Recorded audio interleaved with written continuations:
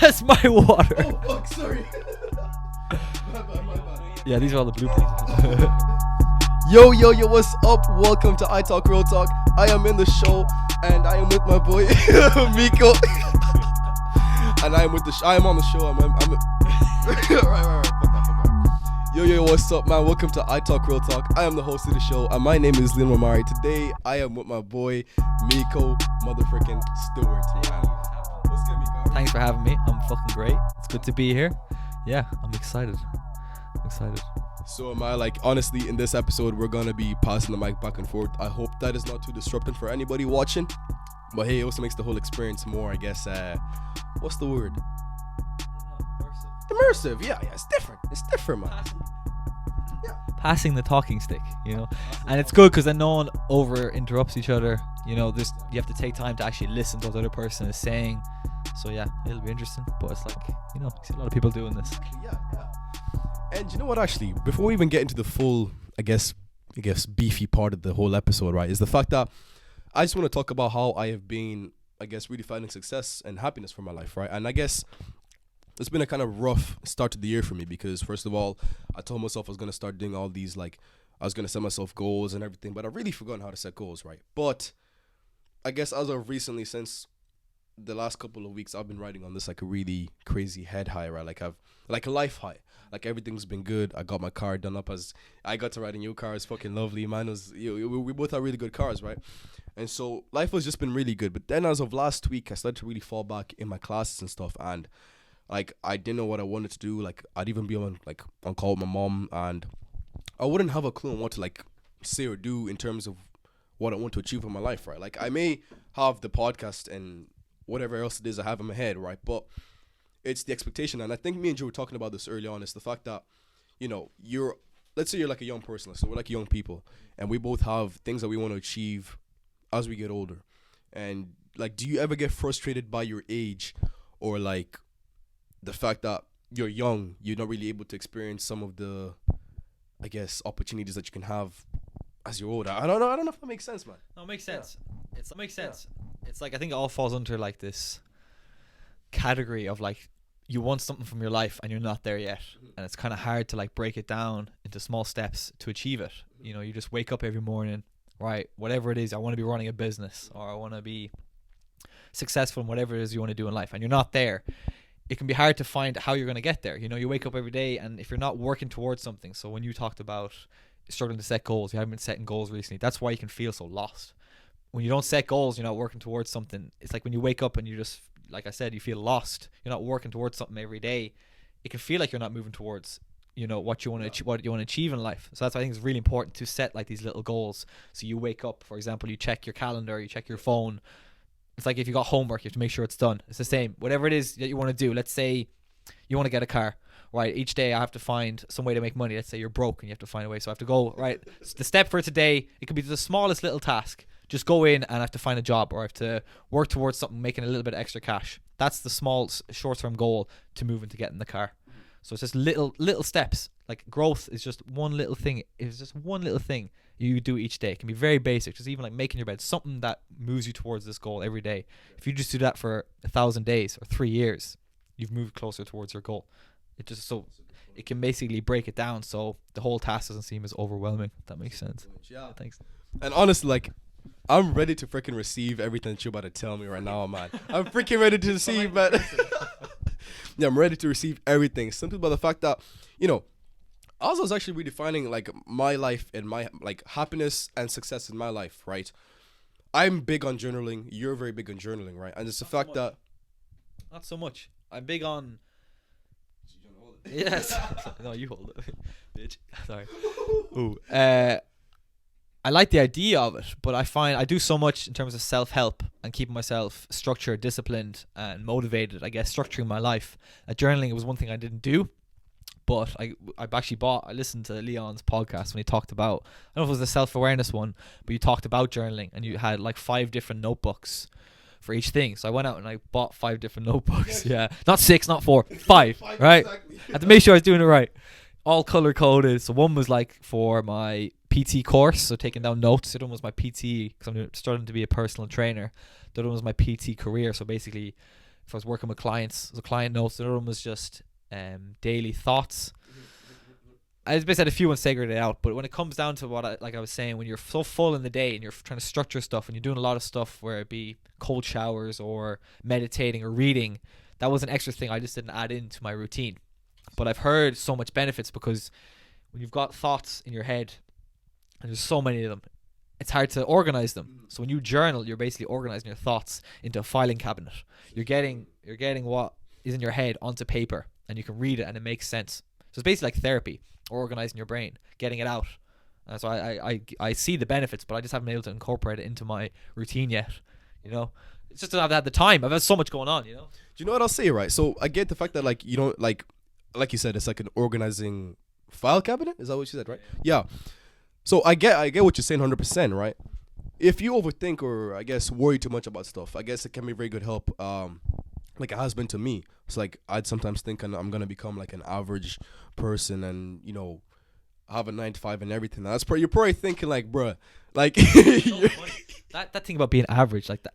I read a book. It's like being average is like the new being a loser kind of thing. Instagram and everything is put that like everyone should be extraordinary, like be spectacular. And I mentioned this in another podcast, but by definition, no, you hold it. By definition, if everyone's extraordinary, then nobody's extraordinary. So everyone's striving for greatness, but it's kind of hard to achieve. But so that's what I mean. Like that's such a good mentality. A lot of people don't have this, that they want so much from their life that being average and working average job is like scaring them. Like you're having nightmares and you don't want to work a 9 to 5. And that's great. That's such a good mentality to be in. But there's a fine line between that sitting in the back of your head and I guess giving you like mental problems, stressing over it. Sure, I didn't mean to interrupt you there. You're okay. That's the beauty of this, right? And I also had a crazy, interesting thought, right? And so I was thinking, so you know how there's like a problem of drugs in this whole world, right?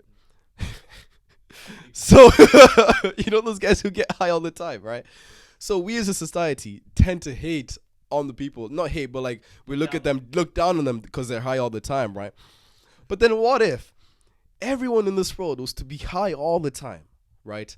But then the people who don't smoke or anything, like they're the ones who are looked down upon then. What if the whole role's reversed, man? That's crazy. I had that high, I had that, I just said it. I had that thought once, man, and I was thinking, bro, yeah, like I was just thinking, like that's crazy. Like since we're always looking down on such people, what if everyone was to be like that? And then the ones who don't smoke or anything, what if? We're like, what would happen in that sort of situation? If you get what I'm trying to say.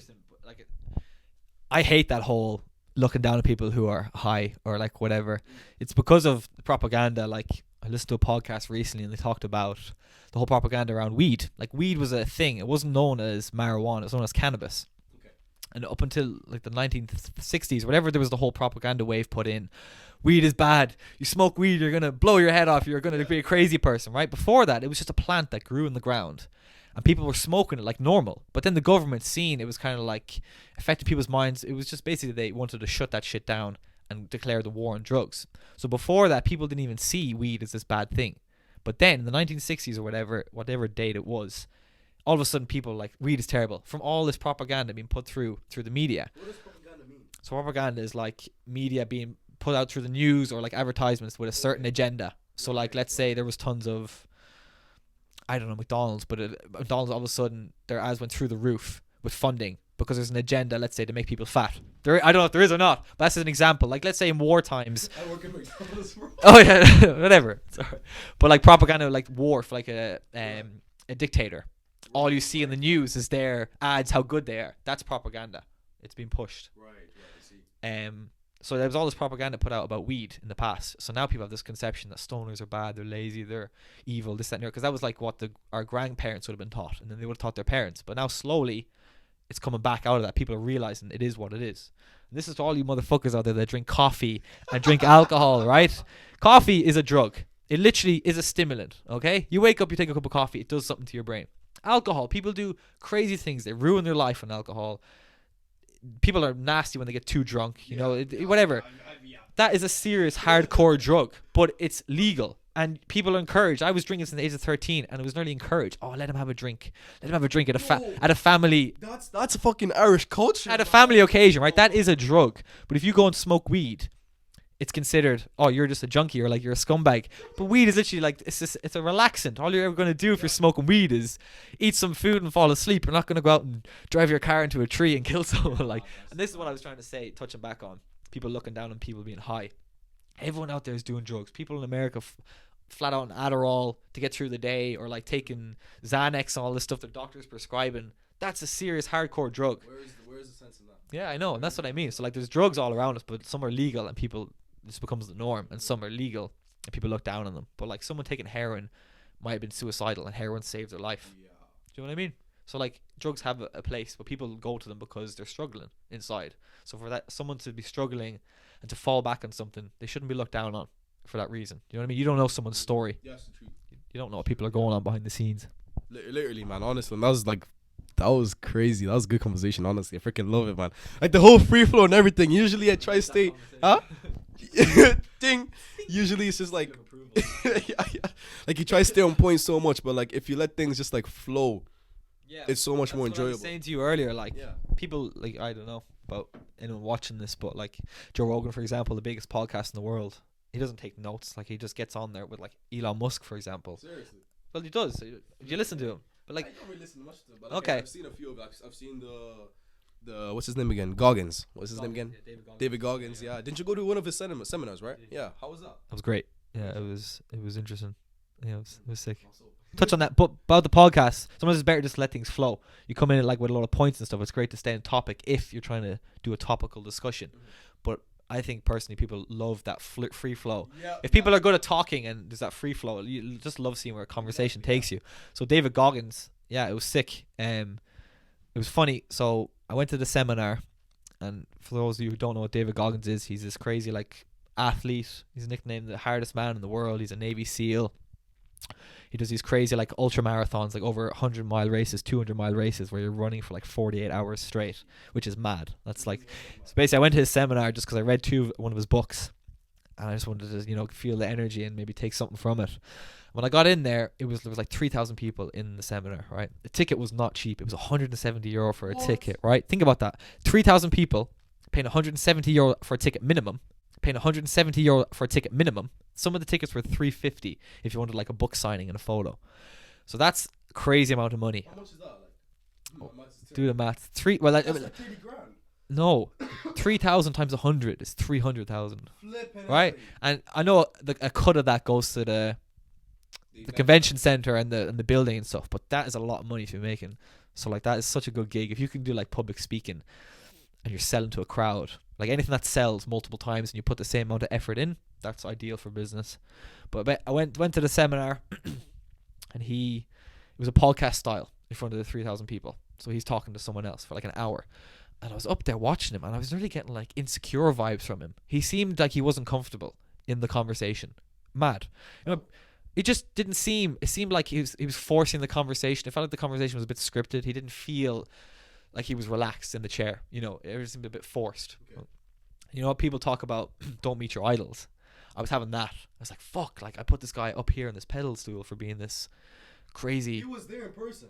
Yeah. Flippin' A, bro. What did you think? I thought he was when you sent me a photo of him, I thought like he was gonna be on call. Yeah. No. He was there in person. That video it was just a TV like playing like some of his highlights. Yeah, he was there in person. And for the first bit, basically, all the stuff he was talking about in the podcast I'd heard before. So I was looking at him, I was getting annoyed. I was like, I paid money for this, and I'm not like, I was kind of bored, which is crazy. And then I thought about it. I was like, well, what can I take from this? I wanted to take some value. And I was watching, I was like, the value to take out of this is that he's just a human being. Like, I felt like I could have done what he was doing. You put someone like this who's got a load of million followers, crazy business, crazy mindset, whatever, and you put them up here, and you think that's unachievable. But I was looking at him as a human being. I seen him for what he was. I was like, I could do this. It would get me such his buzz. So I was looking at him down. I was looking down on him because of the interaction in the podcast. But then he did an hour of crowd work at the end. Unbelievable. What does crowd work mean? So the crowd work was just people got up on a mic and asked him questions. people were opening up about their insecurity, stuff they were struggling with, and having a connection with him. And he actually stood up and he was interacting. Man, it was unbelievable. The energy, like I felt intimidated by him then, like because he was actually, instead of him being forced and having to make this conversation about sort of not bullshit but just stuff he's talked about, he was actually interacting with real people and hearing their stories. Like one man opened up about his child dying from cancer at 6 years of age, and he went on to do some crazy ultra marathons to raise money for cancer. And he connected with Goggins and everything. And I just got so much out of it from that, and it was unbelievable. I got nearly a bit emotional. One thing I'll say, so are you about to cry, man? No. I got emotional because I felt connected with everyone. I struggle in my life to find like-minded people, and when I was with this group of 3,000 people, I was intimidated at the start because I'm not good with big crowds. But then hearing people's stories, and I was like, just everyone's like ego. I just seen people for what they were. And I just felt connected with people on such a deep level that everyone else was struggling. Like they were there for a reason. They wanted some, like, you know, they were all similar. And one of the things I wanted to get up on the mic and ask him a question, right? Yeah, I wanted to. I was like, I came all this way. I have to do it. Goggins' whole message is about like sort of facing your fears and don't give in to your inner bitch. And like if there's something that you want to do, just fucking go for it. So I was like, this is the time. I got to get up on that mic. Yeah. But then my brain started overthinking.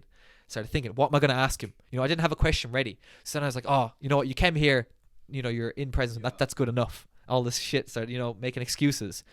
And then the line for the mic started getting longer. So then I said, oh no, I'm not even going to do it. I gave up. And man, when I left the center, I was so angry at myself because I had this opportunity, not just to connect with him, but to get up on a mic in front of 3,000 people and open up. I don't know what I was going to say, but just to get up there and do some crowd, like speak in front of a big crowd and connect with someone that's like very intimidating. And someone's up here, that would have done so much for my self-growth, because I think that's what life's all about, is growing and developing and becoming the person you want to be. And I knew that would have took me from here up to here. But my inner bitch and the voices in my head didn't let me do it. And I pussied out. I froze. I couldn't do it. And I left there so annoyed for the whole day. So anyone wants to do something, just do it. Just beat your brain and push through it and do it, because the thought of when you get home and you didn't do the task, if you're like me, I'm sure Leon's the same, that the thought of you not doing it will eat away at you way more than the uncomfortability of actually just pushing through and do it. So just get after it and face your fears, man. Sorry, that went off track a good bit there. There's a lot of freaking value to be taken off of what you just said, man. Like, you know, and that's why I'm actually so glad to be your friend. Like, honestly, you know, like the fact that I've also been struggling to, I guess, find like-minded people who are literally like one phone call away, or who are always willing to like come through and, you know, set up the whole podcast and everything and actually record after a couple of months. This has actually been in the plans for. And there's a few people I know, and he knows. He was recently on a podcast with what's it called? Real Voices of Boyle, and it's actually in our town where we're both from. He's been here longer than me, obviously. I've only been here for like 6 years. It's not that long, but like, you know, it's still something. And like, I'm a Boyle man now, that's for sure. Like every time I'm out in Sligo, fam, and I see any people from Boyle, I'm always like, the Boilers. We were on nights out. It was like this fucking stupid thing, like Boyle boys don't stop. Like we'd be going from out on that night, going to the next morning, and then out the next night to the next morning. It was just this Boyle boys don't stop. It just this whole mentality. I don't know where that came from. How long ago was that? I don't know where that came from. That's back in my youth. That was like 5 years ago. Back when I was a sesh gremlin. Oh, that's crazy, man. Apologies for the coughing, man. But like, like, you know, it's just cool and refreshing to have this type of energy, these types of conversations, fam. Because I remember, like, you messaged me on Instagram. Like, this is how we actually met, right? So you followed me on Instagram, then I followed you back, and then you sent me a text like a few days later or something, and then you're like, you know, what did you say? I kind of forgot what to say. I said, what did I say? Something about you being like-minded, and I felt like I don't know if I said I'd love to hop on the podcast, but I did. But I said we'd have a lot of interesting conversations because we're very unique or similar. Because when I seen him doing the podcast, like it stood out to me so much. Like this guy is from Boyle, and he's started his own podcast, and I listened to one of the episodes, and he's talking about like self-awareness and stuff, and that, like, I don't know who's listening to this, but that might be like normal for you, but from my life and my experiences and my friend group and my growing up, like no one's talking about self-development or how to be a better person, how to interact better with people in your lives, or to be just a better human being in general. And this guy's talking about this at 18 years of age. Like that was gassing me up. I was like, this is unreal. It's like this guy's living in my town. I got to link up with this dude, and it all came together in a interesting time because I just done so much development on myself, and then you came forth and I seen this. I was like, right, this is amazing. I felt like all the jigsaw pieces were coming together. So yeah, that's just why I had to reach out. And I'm freaking glad you did that, bro, because freaking, yeah, we keep it PG whenever we can, right? But like, sugar. Sugar. Rats. For flip's sake, or something like that, yeah. But like, I'm glad you hit me up, man, because honestly, like, I remember, like, we went to Strand Hill, went for a nice long walk, and then we went to Ross's Point. No homo. Guys can go on dates too and not kiss, okay? Why are you bringing the date word into it? No, I'm just playing. But like, we got some McDonald's afterwards. That was pretty nice. That was nice, yeah. But like, so a crazy impression. So when I was scrolling through his Instagram and stuff like that, right?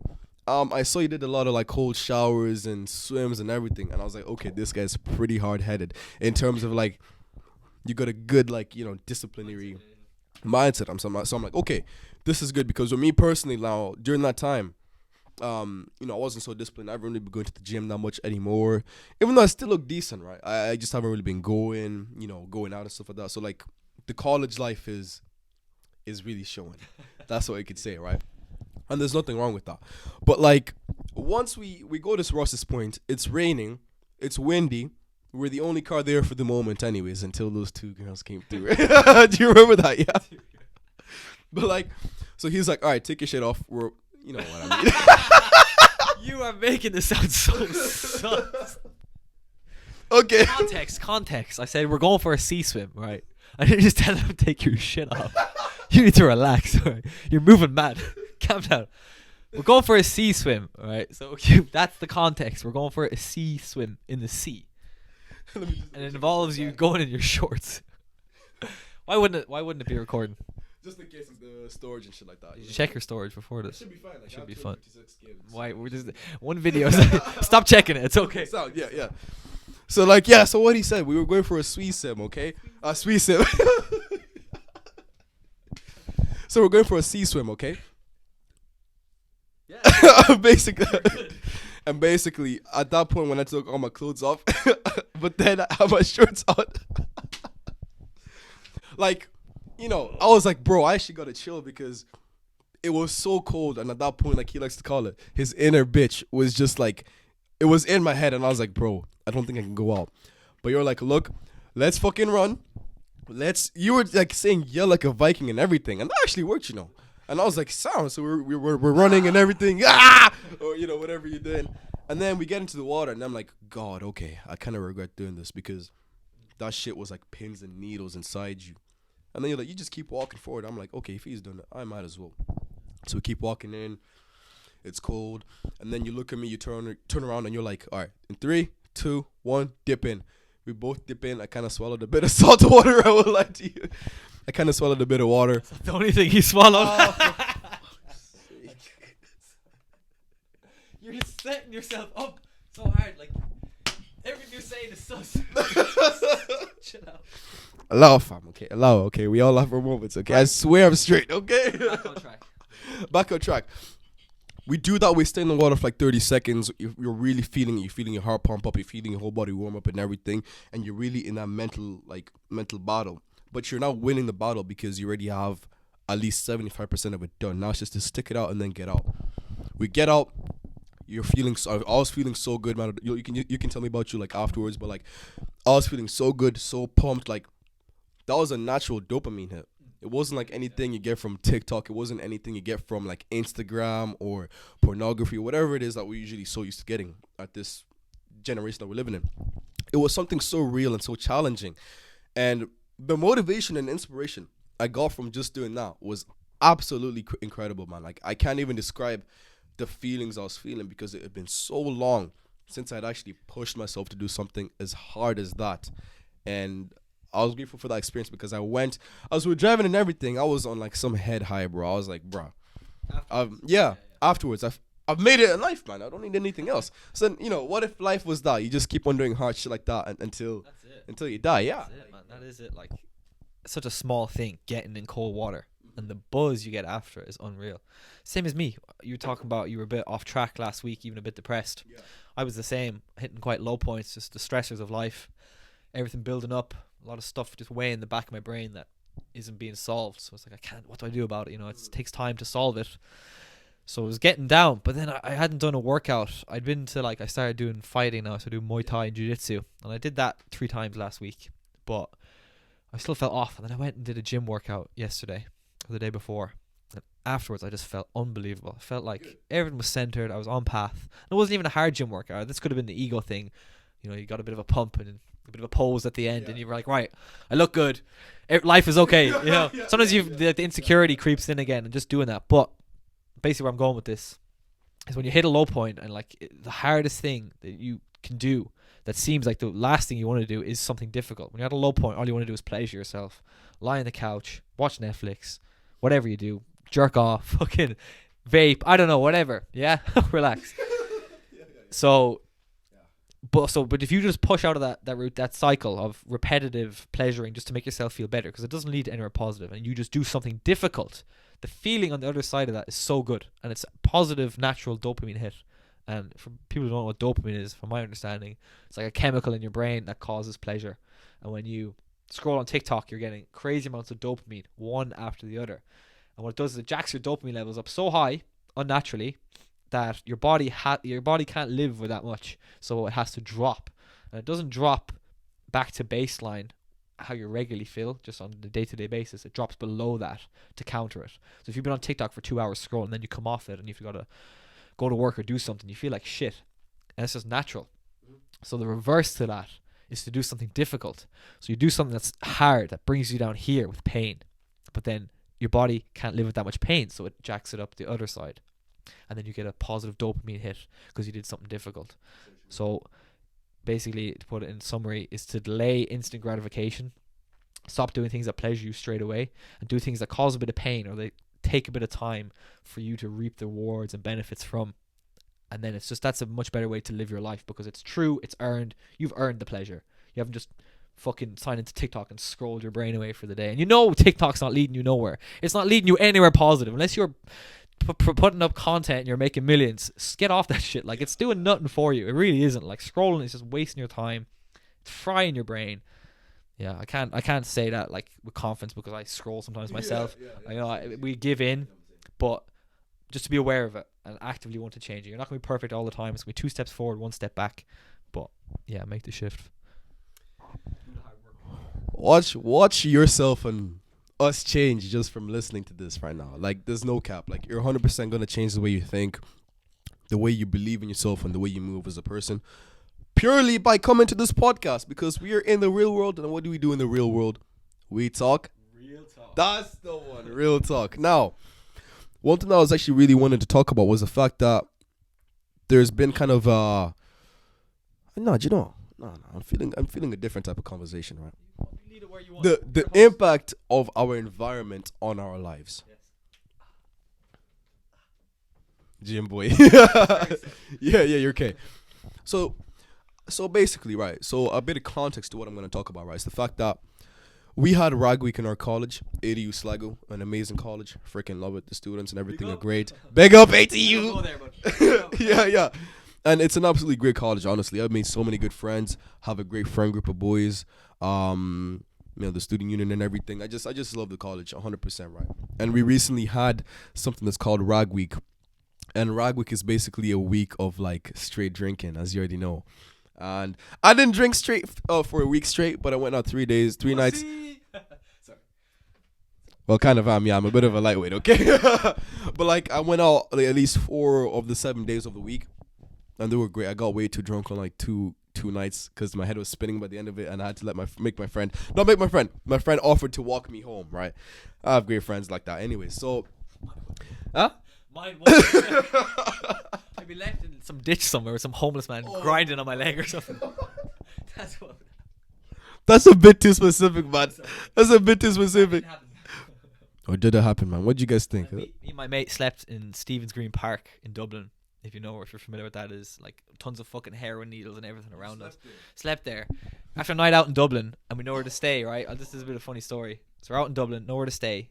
We had one jacket between us, right? It's freezing cold, so we're hop the fence into Stephen's Green, find some bush to fall asleep in. Pretty much, there's like heroin needles all around us. We don't know who's the fuck's in the park, and we forgot that it was like Gay Pride Week that day.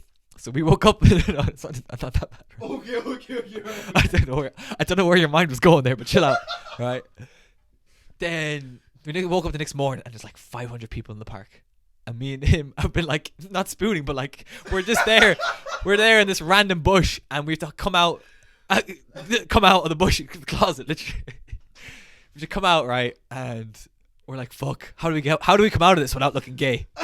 Not there's anything wrong with being gay, but just. There's nothing wrong, man. We're just thinking the story, yeah. Yeah. So we're like, oh, how do we do this, man? Like, so Mark was like, roll a joint so it looks like we were smoking weed in the bushes. Do drugs so it looks like we're not gay. Oh my. So then we just had to hop out and peg it, but it was so funny, man. It's freezing cold. Like, that's dodgy. That park could be full of who knows what. Yeah. It's just, it used to live a bit of a reckless time. But anyways, your friend brought you back home. Yeah. That was a funny story, man. Look, hey, on this podcast, we're all about inclusion, diversity and everything, right? We just like to have a bit of fun sometimes, man. And anything that we say, we do not mean to offend anybody. Just to put it out there, because we know there's something called cancel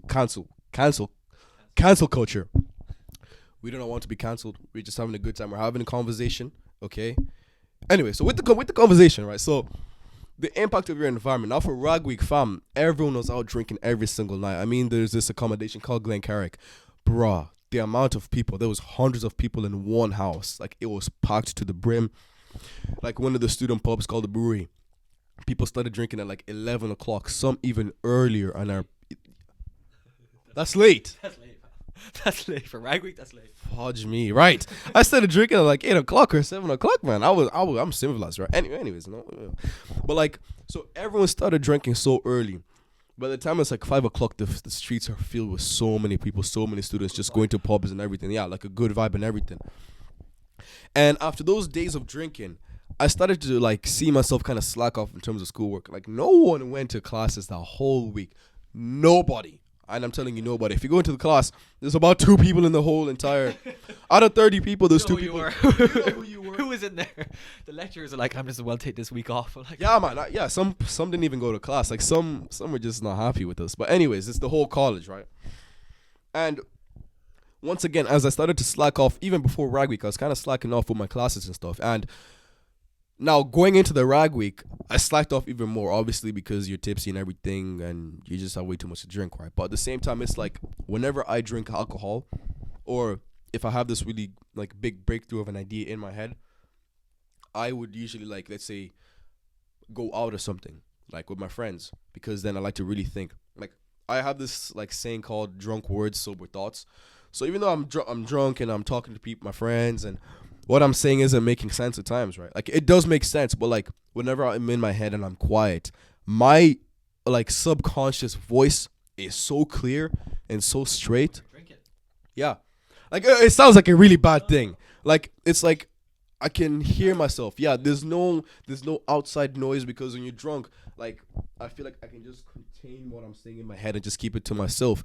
And what I tend to do, right, I don't have a problem, okay? It's like I go on my phone. You're okay. So like what I do is I go in my head, I go on my phone and I jot down everything I'm saying, because whenever I'm thinking, I always try to make it as realistic as possible, so I know it's just like not a lot of waffle and a lot of like unrealized like thoughts and ideas and a waste of time. No, I'll go out with the intent to have fun, but also to think through whatever it is I'm going through, even if it's like problems or whatever.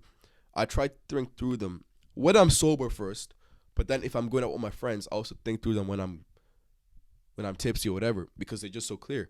But no, I don't always drink to get hammered. I drink to get a nice buzz and just think clear at times, right? Because it is kind of a stimulant, isn't it? This is what an alcoholic says. I drink because it makes me productive. Because it organizes my brain. No. I'm joking. I know. It's grand. But like, yeah, so after Rag Week, it really started to make me analyze myself. Because I had all those moments on my own, right? Let's say I'm in the bathroom or whatever. I have all those moments on my own. And then one of the nights I went sober and then decided to just like analyze what everybody else is doing. I recommend, as a student, go out on a busy night out when you're sober, don't drink anything at all, right? Because I personally love human nature. I like to study people. I like to see what people do. What do people like to do when they're having fun? What do people like to do for fun and everything? So I went out on a Wednesday night. It was quite packed in the place I went to. And I decided to just watch what people were doing. How were they having fun? Some people were far too drunk. Some people have no respect for girls, especially men. We'll get to that. Respect, remember that. Respect, men with respect in relation to women, okay? Some men have no respect. Some people have, they don't really care. Like, just, I was watching some of the habits and things that people were doing. Pulling out their phones just to show everybody they're having a good time. Or talking about certain things. Because I listened to some people's conversations. And some people would attune themselves to talk about what the rest of the group was, even if their tone of voice wasn't really matching what they were saying. Like, let's say we'd be talking about cars, right? We're all girls, 5 girls. There's 5 of us girls. An example, right? There's 5 girls. You're a girl as well. So me, you, and then 3 other girls, okay? Out of the 4 of the girls, you and the other 3 girls, you love cars. I'll feel like I have to fit in since we're all drinking, we're having a good time, right? I'll pretend I know about cars so I can fit into your group. So that you guys don't think I'm a deadbeat when you're all sober. I'll try and fit into what you guys are doing, what you guys are saying. You guys are taking photos, let me take photos too. We like to copy a lot of what goes on in our environment. That's why it's like a saying that, you become a product of your environment. You constantly do this thing called observational learning. Even if you're not explicitly doing, let's say smoking, like you're not smoking every single time, you're observing what people are doing. You see people fit in when they smoke. Eventually down the line, someone will offer you one. But like, fuck it, let me just try it. You smoke one? I can start the story. I can start the crack with anybody here. You keep on going, then you realize you're already a freaking smoker. So like, I don't drink just because whatever, right? I do it with an intent every single time.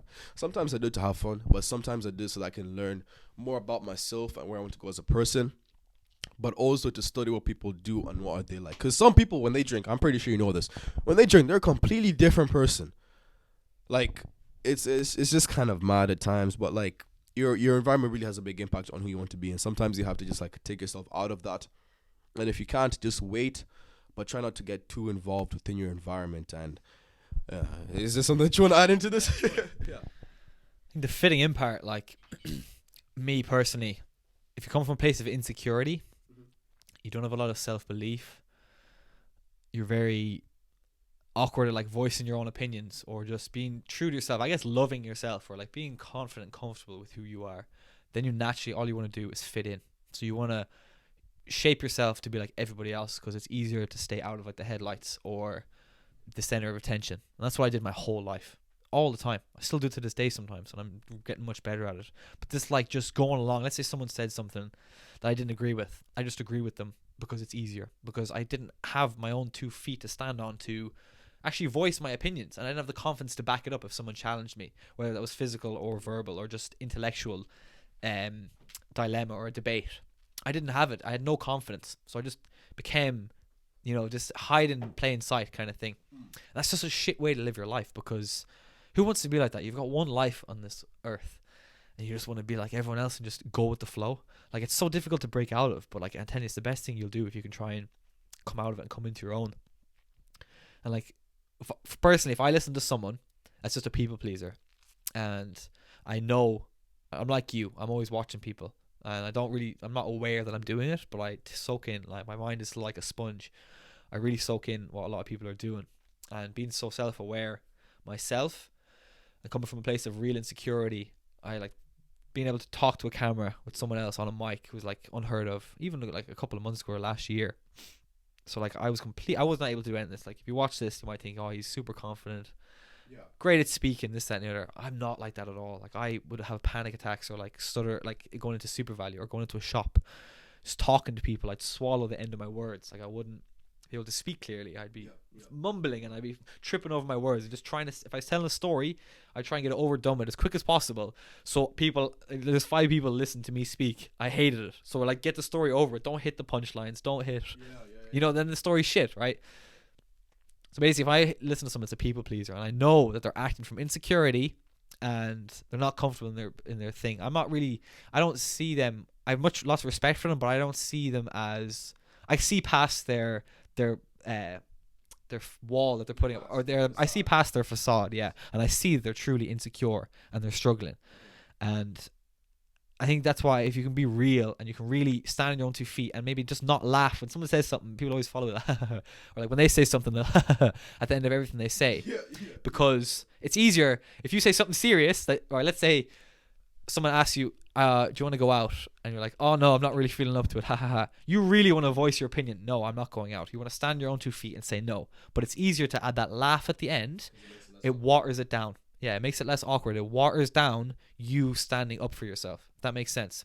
So a lot of people will laugh at the end of everything because what I'm saying, it's meant to be funny. It's funny, but it's because they're scared of actually saying something that might offend or might disagree with someone. Someone might not see eye to eye. I did it a whole time as well. So just what I'm saying basically is try and find the confidence and work towards believing in what you're saying, valuing your opinion, and standing on your own 2 feet and disagreeing with people. People respect you much more if you disagree with them and you actually voice your opinions than just go along with everything they say. Like I had no respect back in the day. Like only now I've come in, so I got a bit of into the gym and stuff, and I'm able to hold my own and I speak with intent. I feel like a lot of people listen to me more, you know. Whereas before I just felt like, I don't know if it was my own head, but I felt like just the outcast. Like no one really wanted to listen to what I was saying. Yeah, kind of thing. So yeah, just embrace your uniqueness and what you believe in. Something I want to talk about as well is like, what do I actually believe in? I struggle with that so much. Like I might have opinions on stuff, and then the next week they could change. So I feel very strange sometimes about giving advice to people or opinions. Because like, do I even believe them myself? Like me on about TikTok, but then I could hit a low point and I'd be fucking scrolling away in the bed. I do it, man. I did it like last week. I've been doing it every now and again. Like I fall into these habits. I can give advice and I can talk from experience, but doesn't mean that I'm perfect or he's perfect. Like you're always, it's a learning experience, and like you just got to start making the steps towards a better life. And like the podcast is I Talk Real Talk. That's what we're here to do. I'm not here to preach, but I feel if there's a general, I'll be trying to avoid just reading from a script, but if there's a general consensus of what we're talking about, it's trying to help people improve their lives and be better people and get what they want from life, whatever that may be. Exactly. And beautiful. Well said, man. And even with that, like, just add on to what you're saying, you know, there's no... He did just do that, did you? I'm in my head, I was... Sorry, yeah. I was nervous as hell going on to this, and so was he. Yeah, we were like, if you were to look at the state of the room right now, we're not showing you the state of the room right now, right? But... like there's stuff all over the bed, the beds move, the cupboards move. It's chaos right now, but we did this all to give you a nice aesthetic view for you guys and all that. But even to add on to what you're saying, like there's no life that's better than yours. Like whatever situation or whatever point you're at in your life, whether it's the best point in the world or whether it's the worst or whether you're in the middle, okay? There's no life that's better than yours. You know, there's always gonna be a house bigger than yours. There's always gonna be nicer clothes than the ones you've got. There's always gonna be a better girl than the one you've got. But you're never gonna be happy until you love yours. I'm gonna have to say this. I have to reference this. It's from a song from J. Cole called Love Yours. I'll put it on after this podcast, bro. It's freaking nice. Go listen to it. It's real. What's it called? Love Yours. Love Yours. Yeah. J. Cole. Flipping lovely, man. He's very good. Yeah. Like genuinely. Just you've got to, like, I guess, see what you're like, you know. What insecurities have you got? You have to work on your insecurities. What strengths have you got? Try to see if you can improve your strengths. Try and improve your mental ability by reading books, because those are the things that I did, and I'm sure you've done as well. And I did them so much back in 2021 that they're ingrained into my head. The stuff that I did back then, because I was so damn committed to doing this, to improving myself. I look good with my body. I'm happy with my body. I'm happy with the way I talk, or, you know, not fully, but like I'm content working on it with the way I talk and the things that I talk about. I'm happy with it, with the way I think, with the way I dress. These are all things that I worked on when I was age 16. I'm now age 18. I'm turning 19 in July. What if you were to examine yourself and see what insecurities you have? If you're insecure about your body, work on your body. Stop making excuses. If you want to work on it, work on it. If you don't, then that's your problem. Body's the best place to start.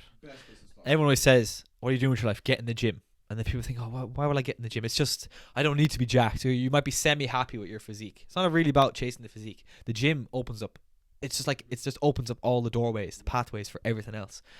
It creates discipline. It works on your mindset. You have to stick to something.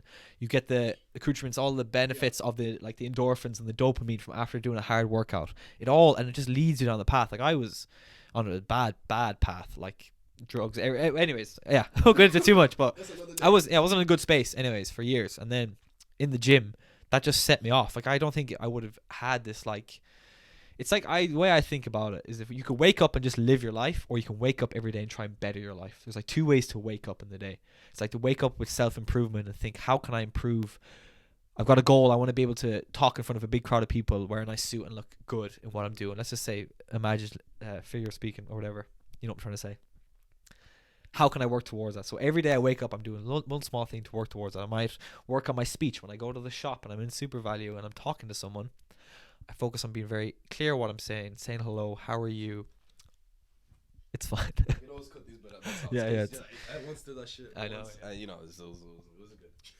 But just each day, a small thing about trying to better yourself. So I didn't have any of that mindset until I got in the gym, because I wanted to better my physique, so I started bettering my physique. Then I wanted to perform better, so I had to fix my diet. Then I was working on my sleep because I was tired, so I needed to work on that. Then it just opens up all these doors and way of thinking to become a better person. So the first step I recommend to everyone is just get in the gym, get into some sort of fitness, or it doesn't have to be the gym, it can be whatever. But I say the gym is a good place to start because it gets you in contact with your body, and it's very easy to set goals, and it's very easy to really get to know yourself quick and what your quitting point is, and like your insecurities and what you struggle with. So get in the gym, man. No excuses. No excuses indeed. And I think honestly, just take care of who you hang out with, okay? Take care of who you hang out with, because your five best friends or your five closest friends say a lot about you. That's one thing I heard before. Yeah. The people like was that like that quote on Instagram or something? Sure. But it makes sense. Like, show me your 5 friends and I'll show you your future or something like that. Something like that, yeah. Like the 5 closest people you keep close to you, how they interact with the world says a lot about you, because you're their 5th friend. Do you want to? Does that make sense? Oh yeah, I see what you're saying. It's like, sorry, I keep interrupting you. I'm aware of that. But like, okay, let's say there's 9 heroin junkies and you're completely sober, you live a good life, and you hang out with them. The chances are you're going to become that 10th junkie. The probability, you're hanging around these people, the odds on you becoming that is very high, because it's like 90 to 10%, like, so yeah, if you're hanging around with millionaires and people who are striving for better, that's why I'm linking up with this man, because we've got a mindset for achieving greatness. I don't know what it is, but it's something, yeah. Naturally, you're going to feed off each other's energy. If you're hanging around with people that are doing nothing with their lives, and I'm not looking down on anyone, because I used to be like this as well, but you're going to feed off each other's energy of doing nothing, and you're not going to go nowhere, and you're going to wonder why. It's because you're all just feeding off each other's laziness. You're not. It's a thing, man. I'm telling you. Yeah, you have to. Your environment and the people who are in your life is so important, and it should be one of the biggest steps you should make in terms of living a better life. If it's your family, it's very hard to deal with, but just maybe focus on detaching from, like, not letting them get to you kind of thing, or not letting them get to you, or just spending less time with them. I guess you can't obviously cut out your family. It's a bit annoying if it was your mother that's complete negative person ruining your life. You can't do much about that, but just be aware of it. Yeah, fully. Like, even always said, it's pretty much captivated what I was gonna say. No, you're okay. There's no need to apologize, man. Yeah, bro. Yeah, we like to talk, man. But like, yeah, just simply, even from experience in my secondary school, I'm not really close with them anymore. But like, I decided to improve myself. So like doing fashion on Instagram, doing fitness and stuff like that. And I took it really seriously back then. And that in turn caused my mindset to shift. And by my mindset shifting, the stuff I would talk about, they wouldn't necessarily be into that much. And that wasn't good, because that impacted our friendship as a group. That now made us have a fallout back in, was it 2021, man? I don't even remember. Or was it 2020? Yeah, 2021. We fell out, and most of 5th and 6th year, I was mostly on my own. It was a very lonely time, but within that time, I was able to grow and learn more about myself and decide who I wanted to become and the people I wanted to hang around with. And we're still friends to this day, but that day that we fell out, it was a big pain to me. I felt like I lost brothers, because we were all so close, but then once I started to actually change what I actually did with myself, we didn't really link up in it. We didn't really click anymore, and so it just wasn't really a good thing. So what I just say is right now, if you're with your friends and stuff like that, and they're okay for you, that's fine. But if you really want to advance yourself as a person, as a human being, you don't have to be better than them or whatever. Just as yourself, as a person. Don't be comparing yourself to anybody. The only person you really need to be comparing yourself is to who you were yesterday or who you were last year. Do you know what I mean? Use a few friends or whatever as competition, absolutely. But make sure they're doing more or better than you. If they're doing less than you, you think you're doing better than them just because they're nah. That's the thing a lot of people do. Yeah. Job-wise as well. Let's say they're in a job that they're comfortable with. Me, for example, I work in Zip-It there. I'm now an assistant manager role and I'm comfortable. I come into that job. Let's go. I'm comfortable. Nothing in that job really stimulates me or challenges me. All right, so it's comfy. I come in there. I don't worry about. I don't prepare the day before about, what I'm going to be doing. I'm trying to treat that job as I got to give it my all and give it my best, because that gives me the tools to apply something I'm really passionate about in the future. The skills to also do my best. So I will always do my best at whatever I put my mind to and do. I'll give it all my effort. But what I mean to say is I'm in a position where I'm comfortable. I'm now assistant manager, so I've got this sort of authority. So I'm comfortable in this, right? If I was to leave that job and start, let's say, at the bottom of a next job, I'm the new dog. I'm now the lowest point. So that can be a big challenge for some people. And we were talking about the friend group. Some people will stay with a friend group that they're doing better of because their ego is being boosted every time they hang out with them because I'm doing better than them. And they wouldn't put themselves in a friend group or link with other people that are doing better with them because it makes them realize that they have more to achieve. So depends what kind of person you want to be, and this is where the self-awareness comes in. If you can catch yourself, because I know whenever I make a decision now or something, I know where it's coming from. If I do something that's ego-based, I'll know it and I'll choose to act on it. Do I want to go ahead with that decision or do I not want to do it? And that's what self-awareness comes from, getting to know yourself. Because you can make those decisions. You'll know, if I buy this car, is it ego-related or is it my if situation.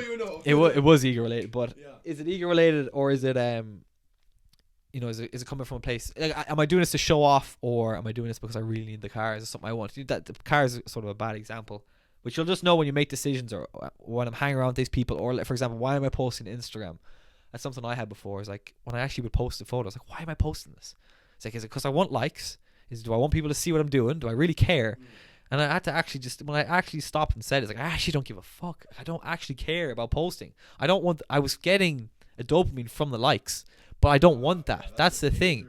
It's a thing. And if you're not aware of it, I was aware of it, that I was actually doing something to me and I didn't want to be a part of it. So unless I'm posting, I don't rarely post to Instagram now. If I do, now I try and give it some meaning. And I actually just posted the other day, it was a photo, I was looking good, and I posted it because I wanted to have a good portfolio. If some bird or some girl was to go on my Instagram, that I'm looking my best. There, ego. It's not really ego in a way. No, it's facts. But it's facts. That's what I mean. I was just so we it's facts. But I want to post when I want to do something. I want to do it with coming from a good place. I don't want to post because I want just to make my Instagram look great and I'm this great person. I want to post with a good reason. You can post if you want your Instagram to look great. That's fine, but that's not personally what I want to use my energy for, and I want to make sure that I don't get carried away with it. So I kind of went a bit off track there, but whatever. Hey, power of self-awareness, fam. Just look at him, man. I'm telling you, that's literally what it is about. How do you get self-aware? You see, if you watched my first episode, you would know. Journaling. That's the thing you talked about. I don't know how to actually give tips about becoming self-aware, because I've been in therapy for years, since I was 15, so I know myself extremely well. And the reason I can talk so openly and honestly to a camera, to you, or I did in the previous podcast, is because I sort of use it as a therapy session. In therapy, I talk about my deepest, rawest stuff to a stranger or to a person. So for me, it's just I can do that naturally. So I'm self-aware through that, I think, through knowing all my deepest insecurities and problems and working on them. So I don't really know from a untherapeutic standpoint, and just in practical terms, you seem to be a bit more knowledgeable than me. What kind of skills or tips can you give to people to become self-aware? I think one of them for me is just listening to yourself. Constantly people are watching something or reading or just interacting with people, but no one really is very tempted to just take time to just meditate or to take a second and actually think about what they're thinking. Question your thoughts. I think that's the tip. You have a thought, oh, I'd love a McDonald's. Why do I want a McDonald's? because I got cravings. It's built up inside me that I'm used to eating McDonald's. I've been eating it for the past 30 days. Or I want a new pair of shoes. Why do I want the shoes? Because I'm insecure about how I look in these shoes. Okay, it's because I'm insecure. Do I want to make a purchase based on a weakness that is insecurity, or do I want to fix my insecurity? So when you ask yourself a question, when you question your thoughts and just question them, then you get to answers. Question your impulses. Question impulses, yeah. The way you looked at me there, bro. Yeah. Question your impulses, but question like everything you do. Ask, why am I doing this? Because people just do so much, and a lot of the stuff you do, it comes from your childhood and stuff that's deeply rooted into you. If I had an argument, I'll use my dad for example. If we had an argument and he said something, if he just said something to me and I get triggered instantly, I react with anger and emotion. That's not the 24-year-old me being conscious thinking about how to react. That's something that happened to me in the past that he triggered me, and I'm reacting from there. So you going to automatically take the chips instead of the salad. Well, so the camera just died, and as you can tell, we really got into the motion and the whole swing of the conversation, and we just want to say like, damn, we're sorry. Yeah, I guess you're gonna have to wait for a freaking part 2, man. What you have to say from our first ever podcast episode together, by the way? It was sick. Yeah, it was very good. It was a good time. Got so into it. Like, Leon kept getting up to check the camera to see if it was still recording. I was like, bro, it's fine, relax. And then we were talking. I say we talked for a good 15 minutes. And I just seen the green light. I was like, oh, it's not on. Anyways, yeah. I enjoyed myself. We could just go for hours talking, which is great. So there's definitely going to be more of these in the future. Hope people got some value from it. Hope you got a good laugh as well. Yeah. We certainly enjoyed ourselves, and there'll definitely be more where this came from. So, thank you for having me on the show. No problem, I appreciate it. And it's not the last time we're going to see you, man, 100%. And hey, if you have not yet liked or subscribed, please do me a favor and like and subscribe and follow me on all my socials. I will link them down in the description below, and also do the same for my boy Miko here. And if you did like this episode, please do let me know by sending me a message or something like that, because we really are curious to know what you guys thought and how you guys felt. And share this episode on your socials. It really does help when we help each other out. I mean, if we can get to more and more people, then we can bring more value by talking real talk, because we are in I talk real talk. And we are in what are we in? The real world. Yeah, that's the one. Yeah, have a good one. You know Nardwire is, no? Yeah, I do. He always ends with it. And do do do do do. Some rappers are like, what? Yeah. Anyway, sorry. Lil Uzi Vert actually got it. Have you seen the one where like Lil Uzi did that? Lil Uzi Vert. Yeah. Anyways, that's it. Have a good night, guys, or good day, and we'll see you guys in the next one. Peace.